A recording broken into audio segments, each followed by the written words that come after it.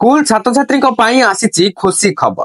छात्र छात्री एक सुवर्ण सुजोग कहले भी भूल हबनी कहीं छात्र छात्री को मिलवाक जाउची टंका हेले कहीं मिलिबो टंका एवं केमिति पाइबे टंका चलतु आउ डेई न करी फटाफट से बाबद संपूर्ण अपडेट टी जानिबा हेले ताहा पूर्व वीडियो को गोटे लाइक करंतु चैनल को नुआ आसिले तेबे चैनल को सब्सक्राइब करी बेल आइकन को प्रेस करी ऑल रे क्लिक कर रखिबा को जमार भी भूलंतु नहीं। बर्तमान आपण स्क्रीन रे देखिया पाउथबे माध्यमिक शिक्षा परिषद ओडिशा कटक तरफ आसीथिबा ऑफिशियल नोटिफिकेशन जार डेट भी आपण एठी देखिया पाई जिबे 4 जनवरी 2025 लिखा जायछि।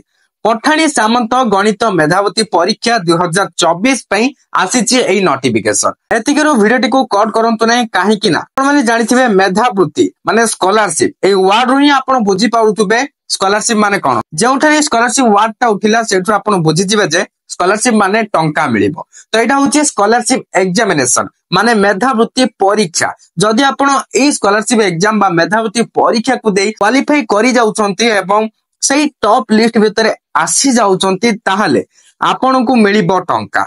तो ये फास्ट डिटेल्स जानी नियंतु कौन रही स्कॉलरशिप संपूर्ण तथ्य एत द्वारा समस्त स्वीकृति प्राप्त ओडिया मीडियम प्राथमिक उच्च प्राथमिक यूजीएमई उच्च विद्यालय प्रधान शिक्षक किंबा प्रधान शिक्षयित्री मानक अवगति निमंते जणाई दिया जाउछि जे पठाणी सामंत गणित मेधावती परीक्षा बा पीएमएसटी 2024 निमंते दरखास्त तारीख 7/1/2025 ठारू अर्थात 7 जनवरी ठारू 17 जनवरी पर्यंत अनवरत बा 24x7 मध्यरात्र मध्यरे ऑनलाइन जरिया निम्न निर्देश क्रमे ग्रहण करा जिवो। एठी आपण फास्ट देखि नियंतु केउ माने अप्लाई करि परिबे मेधावती परीक्षार प्रकार और छात्र छात्री योग्यता।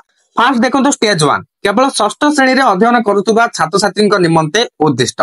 स्टेज 1 रे रहिले 6th क्लास स्टूडेंट्स तापर स्टेज 2 जाके 9th क्लास स्टूडेंट्स माने अप्लाई करि परिबे। एटी क्लियरली लिखा है केवल नवम श्रेणी रे अध्ययन करुवा छात्र छात्री निमंते उद्दिष्ट।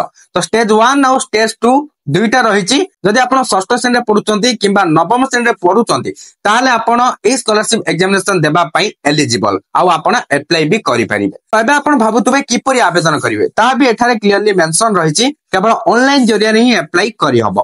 केउ अधिकारी को जरिया रे आवेदन करि परिबे फास्ट रही ब्लॉक एजुकेशन ऑफिसर माने बीईओ केवल स्टेज 1 परीक्षा निमंते। सेकंड रही head of the institution over stage 1 एवं स्टेज 2 परीक्षा निमंते उच्च विद्यालय रे अध्ययन करुवा संपुक्त स्कूल रो छात्र छात्री पई। तो ये मुझे आपको कहना चाहिए जदि आप पीएमएसटी एग्जाम देवाक चाहते अप्लाई करने चाहते ताले आपन स्कूल एचएम प्रधान शिक्षक अच्छा द्वारा ही आप अप्लाई करें। तो तेणुक आप स्कूल रे कांटेक्ट करंतु।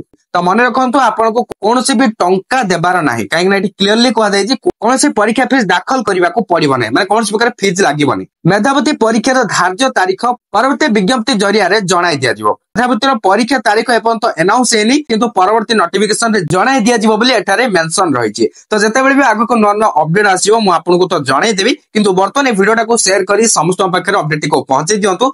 Thank you for watching.